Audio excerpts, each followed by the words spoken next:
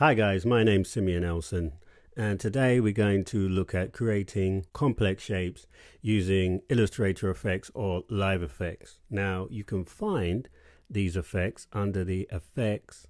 If we scroll down, we see we've got Illustrator effects, or we call them live effects. These are effects that can be applied to a particular shape and still be fully editable. For example, if I just select L for the ellipse tool, I'm going to go over to my tools palette.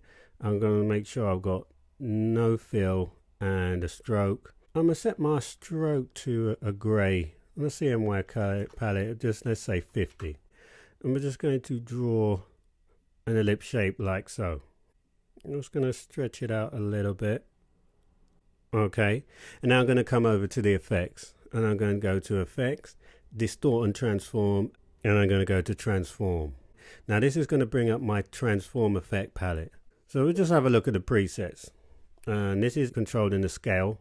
So for example, I'm just going to hit the up key, and that's going to make it bigger. Make sure we click preview. Unfortunately this is not preset, so we click preview and we can see that that's slightly wider horizontally. If I put it back down, you see it thins out again, and that would be the same for vertical as well. Let's put that back to 100. So what we're looking to do is actually create copies to create this complex shape. So these are the angles that we have. I'm going to set the angle to around just 5 degrees here. Okay, and I'm going to put the copies at the moment to, let's say, 20. Okay, and we can see that's what we get. We get this nice overlap that's rotating every 5 degrees. If I highlight the amount of copies and just tab up till we get to 35, and that's how we get our first complex shape.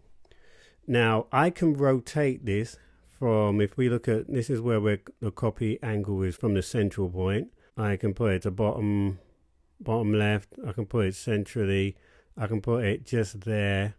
Okay, and this all alters the shape that we have. So these give us all these different angles where we can create more or less detailed shapes within the same ellipse tool. So let's just click OK to that for now. Now we've got the flat gray, and the cool thing about this is I'm just going to open up my appearance panel now. We've got no fill and we've got a stroke that's set to the gray of basically K50. Now we're going to just have a little play about with some gradients. If we just hit the gradient tab on a palette, we can see how it changes. And this is a linear gradient. We can see all the complexities. But what we're going to do is we're just going to change the gradient type to radial. Okay, this gives us a bit more control. The color, I'm going to set the color to cmyk, and I'm just going to hit this blue here. All right, so in the middle we've got the white, and then and on the outside we've got blue. So I'm just going to literally just play about, knowing that the central point is here to the left. Okay, I'm just going to increase the cyan value here. Okay, so now in the middle we can see it's getting a lot darker around these points, and what I'll do is just make it a little bit lighter in the middle, not so much. Now we can see we basically transformed the look of this particular shape. So that's that. We've added a gradient to it. Now I'm just going to make sure I select the shape. Now we're going to add a new effect. It's under the Illustrator effects. I'm going to go to wrap and just hit arch. Okay, and we can see with the arch it comes out with a crazy bulge. There's a horizontal. We can see what that does to the shape there. Okay, so it's applying some inconsistencies, but it's giving us a really interesting overlap there, going from left to right. And we can just adjust the horizontal and vertical axes again. Okay, if we do, we could look at the arch. Okay, which isn't really affecting it so much.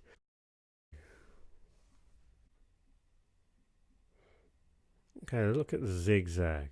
Okay, just hit preview, increase the size. I like that. Okay, so I'm actually going to go for that and just click OK at this point. Let's make another shape while we're here. So let's go for the polygon this time. Okay, so I'm going to go for Polygon. I'm just going to hold shift so it just comes down straight. I'm just going to go for a flat color at the moment. So let's just adjust that. Alright, so let's go for sort of a purple this time. Alright, beautiful. Okay, I'm just going to get this guy and just put him over to the left. Alright, now I'm just going to stretch out our polygon. Okay, and make it a little bit thinner.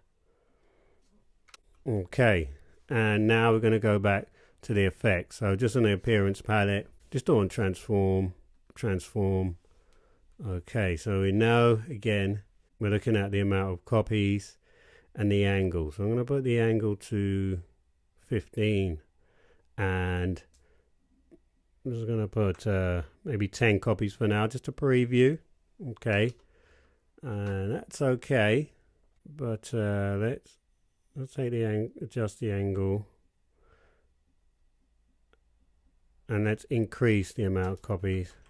I literally like to just go up until I've got the right amount there. Okay, so let's go from the top right corner this time. I'm just looking until it comes back round to meet me. There we go. Okay, and I'm just going to click OK at this point. You can see we've got this luscious spiraling shape. Okay, it's going to make our guy our polygon a little bit smaller. Just hold down shift to keep the proportions the same. Let's add a nice gradient to this. We're going off a purple, but so we know we want a purple.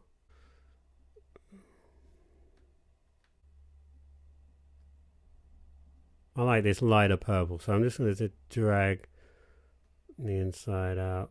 Okay.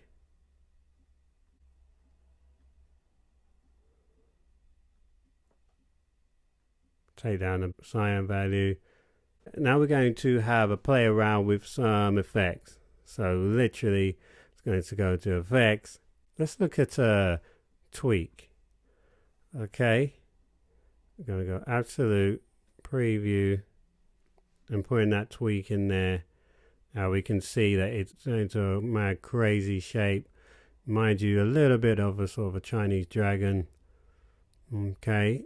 This is relative and this is absolute. We can see we totally transform that shape with just color in points, and that is checked. Anchor points, let's check out points. We can see if you want a more of a rough finish, so let's just take that down slightly and leave that there. All right, and now we're going to hit the distort, and we're going to add a roughen to it. Okay, we're going to preview, and again we can see the complexities, but turning the preview on and off, and we're going to go to relative, and there again we're just adding more complexities to the shape. So basically that's the power of Illustrator effects or live effects. The excellent thing about them is ultimately you can use or alter them as you will. I still got my polygon there where I can alter the color, add a gradient, and what we've done is we swiftly created some really complex shapes which we can go on to make excellent patterns with for fashion. So have fun and fully explore the power of Illustrator's effects, or as we call them, live effects.